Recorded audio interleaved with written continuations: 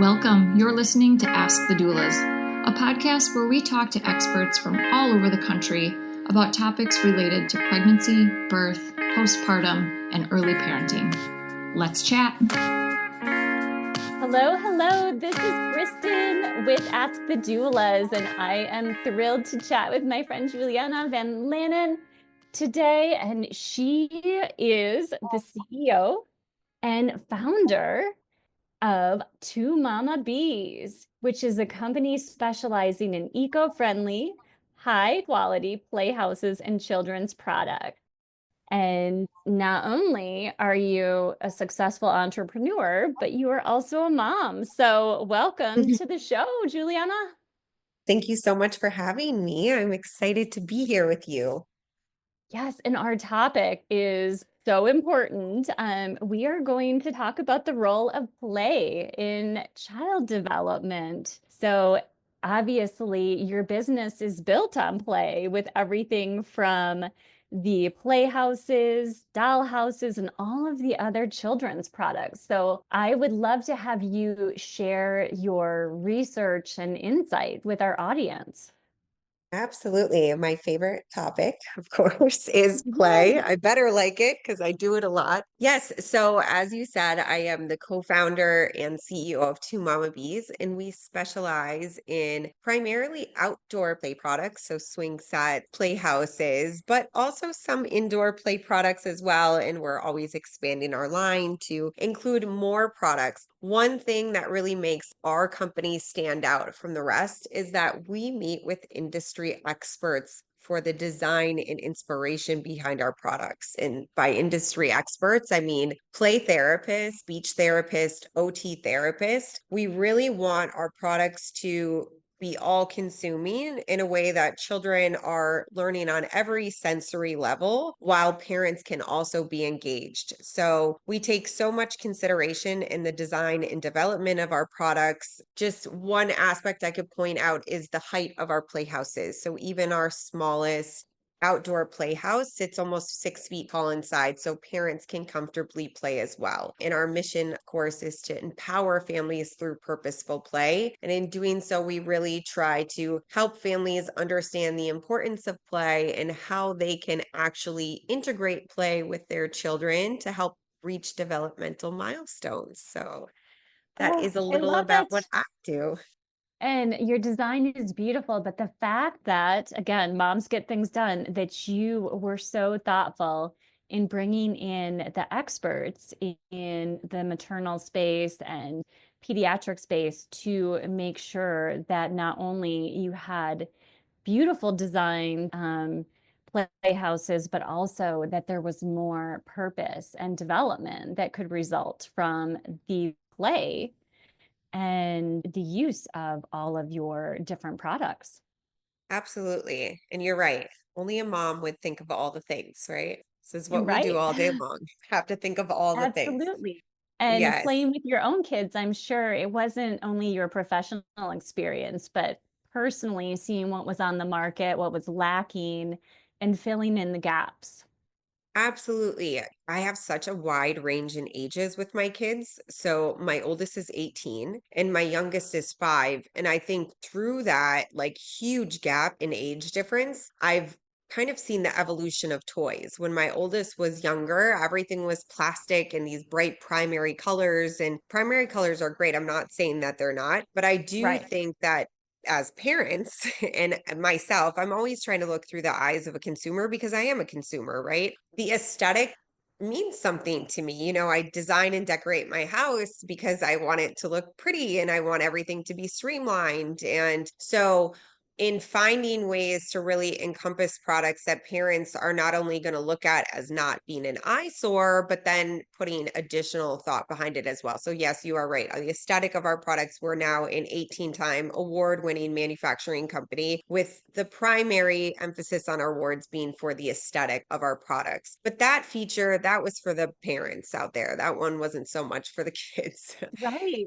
Yeah. You want your But backyard to look beautiful for your outdoor products, of course. So that makes a whole lot of sense to me, but also yeah, functional and practical. absolutely. I think for such a long time, the outdoor play industry went uninterrupted. It was like we were still buying the exact same swing sets that were sold in the 70s. Right. Design has changed so drastically. Why has the design of play sets not changed? And parents were kind of, even myself, I was trying to find like the best spot in the yard to hide something that I have to sit there and stare at the entire time because I don't want my kids outside playing by themselves. And so it's finding the balance between it not being an eyesore and then still engaging in play. So there's a few things we include with every product that we sell, which is our play food. All of our products are made primarily out of wood. The only plastics are used on the swing and the slide. So we include wooden play food that can be cut in half and Velcroed back together. It comes with like a little play knife set so that kids can actually utilize that. I mean, there's so many sensory features that we can go through with just that component alone. The kids are being able to learn how to cut and then Velcro and put the food back together, the sensory feeling of all the different shapes and sizes of the fruits and food that's included. So it's kind of little touches there that they make a big impact in your child's education and the way that you can actually integrate that into play. So one thing we're working on right now, and it's probably my new passion project, is actually working with these industry experts to come up with little books, if you will. So let's say you buy an air fryer and you're looking at the air fryer and it says, here's X, Y, and Z how to operate. And then in the back, there's like, here's 5 recipes to try. Try these out with your new air fryer. The exact same process, but with play. So here's how you assemble your playhouse. Here's how you put it together. And here's 5 different ways that you can actually interact and play with this product with your child. And here's the developmental milestone that you're helping your child hit while interacting in that play. Amazing. Thank and you. then caregivers can also utilize some of those tips if there's a nanny, for example, or even older siblings, as you mentioned, that might be helping with the younger children. 100%. And even further than that, one thing that we're really focused on now is therapists. So therapists that are coming into the home. That's kind of where a lot of this stemmed from for us. Was my co-founder, her son was diagnosed with autism. And that was the reason and the inspiration behind us even starting 2MamaBees, and really has helped with the evolution of it as well. I would see therapists in her home for sometimes 6 hours a day. A lot of the times the therapists are bringing the products that they're playing with the children with. And then when they leave, they take the products with them, right? Whatever the play products that they brought for the day to help guide that therapy session. And it's kind of like, how do I become involved? How do I, as a parent, continue to help be involved in that development of my child through the play therapy if you're taking the product with you? So that was really the inspiration behind finding ways to involve sensory play. So not only can the therapist come in and use the product, utilize the product for therapy while they are in the home, but then it stays. It doesn't go anywhere. So you as a parent can pick up where they left off, and you can actually help and be involved in that whole process with them as well. We're designing outdoor playhouse right now called the Makai. Makai is actually my business partner's son who is diagnosed with autism, and it will be all encompassing for children who have any sensory delays. And this one is really kind of at the heart of everything we do, and it hits on every level. And the fact that we are really taking such a deep dive into letting the therapist guide us through the design process so that it really does become a tool for both parents, therapists, and caregivers, anyone alike that comes into the home, but so that the child can have it there. It's stationary. It doesn't go anywhere, but it's a learning tool for everyone, for the entire family. And that's where purposeful play really comes in. It's bringing the entire family together. I love it so much. My kids go to Montessori school, so it does seem like a lot of that play that is focused on Montessori, especially early childhood learning. Yes.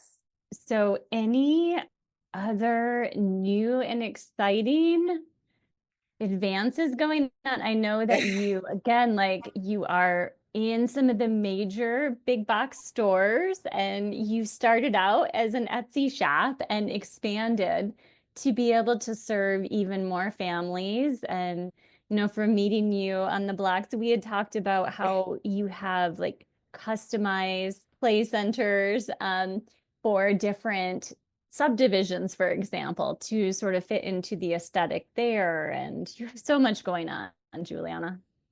Yes, I mean it's a never ending process, but such a labor of love. I genuinely wake up every day just so happy with what I get to do. Yeah, I would say aside from the fact that obviously I am insanely inspired by the people I get to surround myself with and these industry experts, sustainability is a core focus of mine as well. We have some excited things that we're working on pertaining to sustainability. I've never seen it done with any toy product yet. So hopefully Gives they me aren't chills as listening a to this. certified B Corp.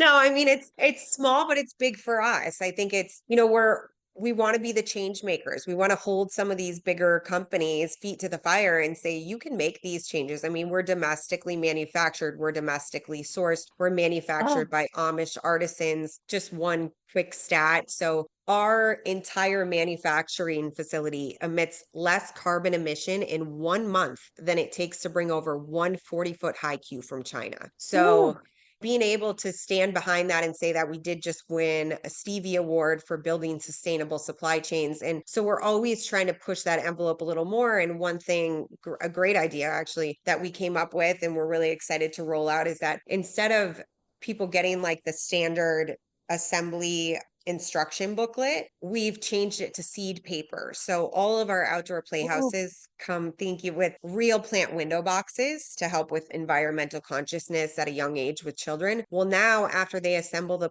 playhouse, they can actually plant the assembly instruction into the window box and it will grow wildflowers. So yeah, That is so awesome. right? So fun. I love it so much. So, just constantly trying to find ways to evolve and create different inspirational ideas that I hope people do follow suit, right? Like that's the kind of thing that you're like, please copy me. You can probably a lot easier than I can too. And you should, because it's every thought process in the entire development of our products. And right now we can say it's even down to the assembly booklets that thought is put into it of how we can become more sustainable. And it's so ironic to say that I sell products to kids, but then a lot of these larger corporations aren't thinking about the world these kids are going to one day inherit. I don't want to be that corporation. I want to lead a corporation that thought process is involved.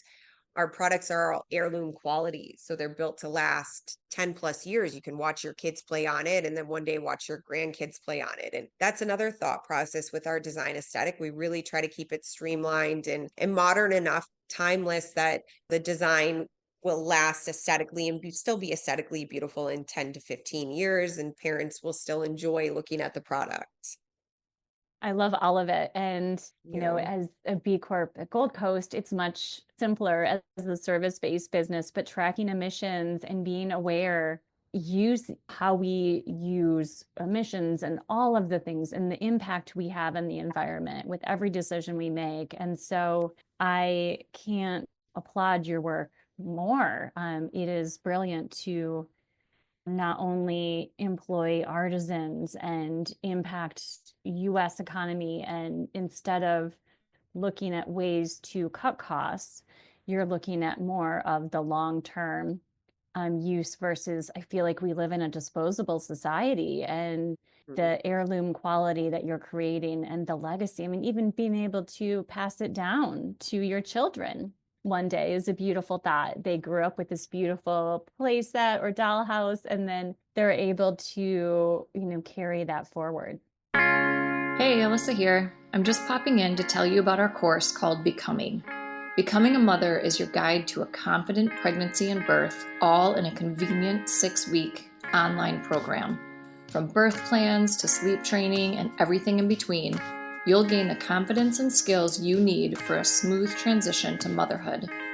Live coaching calls with me and Kristin, tons of expert videos including chiropractic care, pelvic floor physical therapy, mental health experts, breastfeeding, and so much more. You'll also get a private Facebook community with other mothers going through this at the same time as you to offer support and encouragement when you need it most. If you'd like to learn more about the course, you can email us at info@goldcoastdoulas.com or check it out at thebecomingcourse.com. We would love to see you there. We also have a book called Supported, Your Guide to Birth and Baby, which makes a beautiful companion to this course. It's a great book for any expecting mother and is the perfect baby shower gift. You can find information on that book at supportedbook.com. Absolutely. I think like I said, I love what I do, and it's pushed me to be such a better person and parent, and just like it really makes me think through even in the purchasing side now. Really look at every ingredient on the box, but are you looking at everything the product's made out of as well? And how are you advocating for your children, for their health, and for the community, the greater good of the world that we live in? So yeah, it's a beautiful thing to be able to own a company that you get to make all of those decisions. And you're right. I mean, not all of them are cost savings. Let's put it that way. It would have been a lot cheaper to manufacture overseas, but I wouldn't be able to stand by the product the way I can now. So I'll take the margins I have for the legacy I'm leaving behind.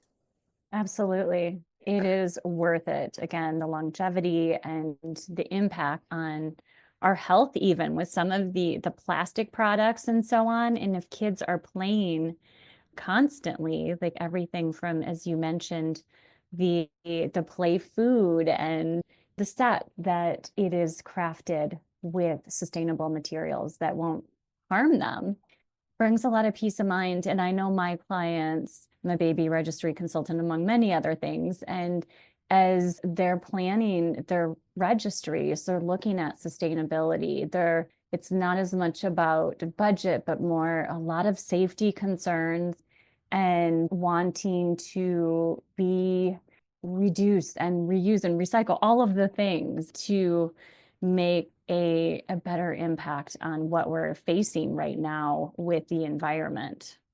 Yeah, I completely agree. And I think we grew up in the time, right, where we got to see what it was like to have no internet, and then we had the dial-up, and now it's at our fingertips and at our children's fingertips. And there's a case to be made on both sides that there's parts of it that aren't the greatest. But I think the one part that is great is that with that comes information and knowledge. And I think people are so aware now, and they're so aware because they have the resources to be able to be aware, right? So I do think that's the way the world seems to be shifting. People are more conscious. I mean, look what even happened yesterday with like the finally banning red dye. It's like, it's about time. Everybody's like, oh, it's about time. Yeah, it's about time. But had that knowledge not been able to be passed around, it had people not been, you think about it, when we were kids, we would have had to go and research and find something in the library using, what was it, like the Dewey Decimal System? I think I'm right about that. And now, you can just, it's one Google search away. So exactly. You didn't have to ask the librarian, go through the microfiche and look up old articles. And yes. Right.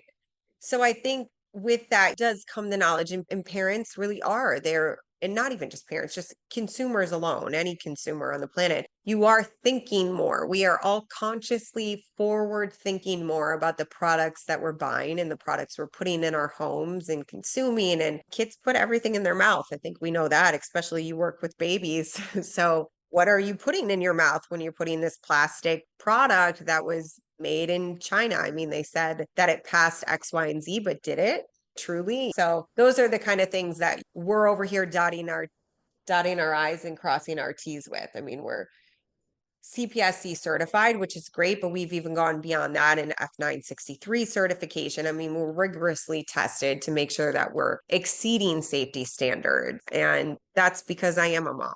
And I do care. I care what my own child plays on. So I definitely care about what other people's children play on as well.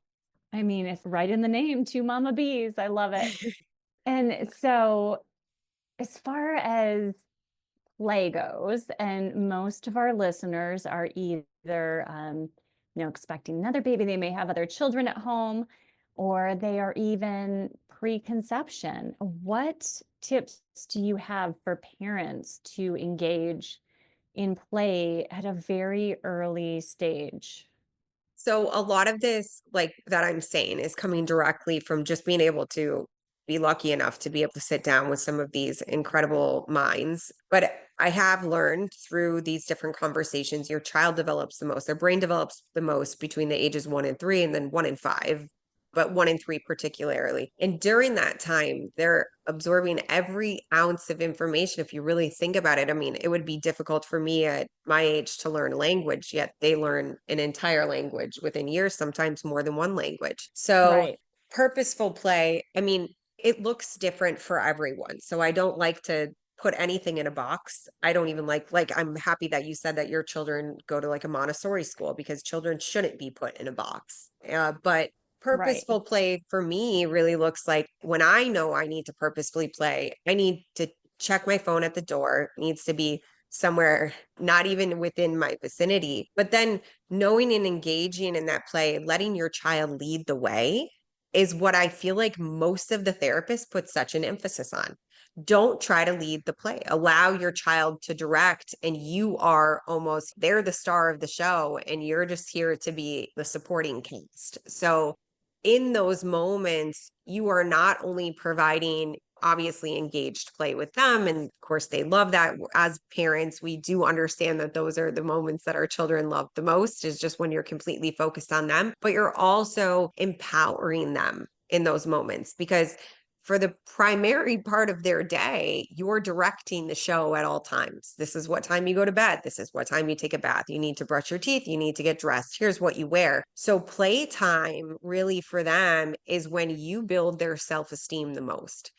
You have the ability to sit back and let them tell you, and then just engage in that play by letting them direct, right? So let's say they're decide that today your play kitchen is a rocket ship. Well, suit up, you're an astronaut.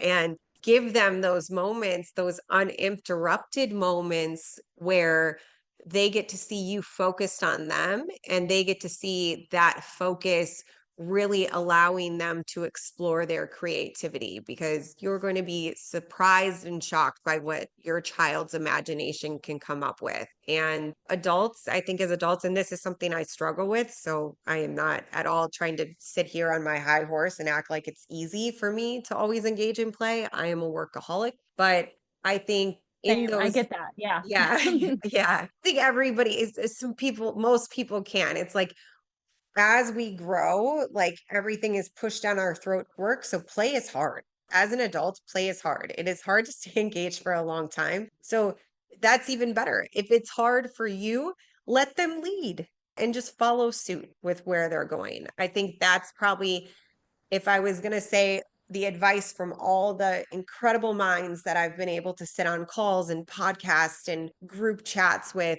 that would be the common denominator that I see. Brilliant.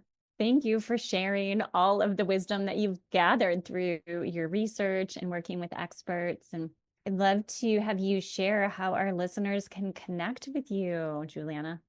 Absolutely. So on all social media platforms, and of course, we do have a website. Our handle is the number 2, and then MamaBees, like a mama, and then like a bumblebees with an S.com. And please feel free to always reach out and engage. We love to hear from our consumers, or even just different moms with ideas or something that they thought would be creative and they'd like to see hit the market.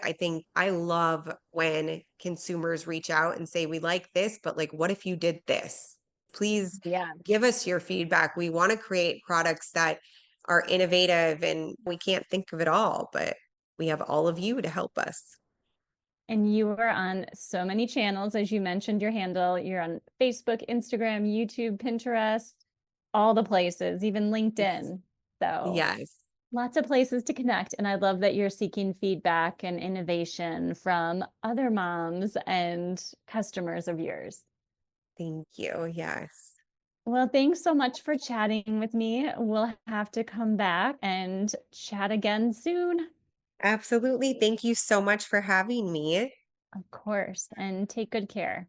Thanks for listening to Ask the Doulas. For more information about Gold Coast Doulas, visit us on our website, goldcoastdoulas.com. We're also on Instagram, Facebook, and YouTube. If you like this podcast, please subscribe and give us a 5-star review. Thank you. Remember, these moments are golden.